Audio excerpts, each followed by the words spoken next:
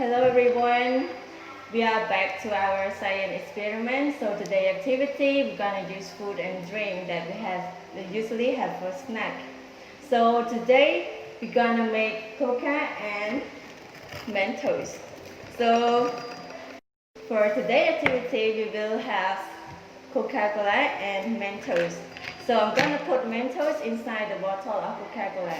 So let's see what happens.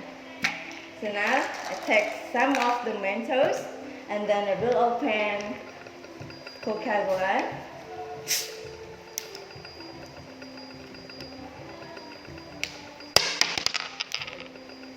Okay, are you ready for an explosion? Okay, let's count together. 1. Wow! It's really amazing, right?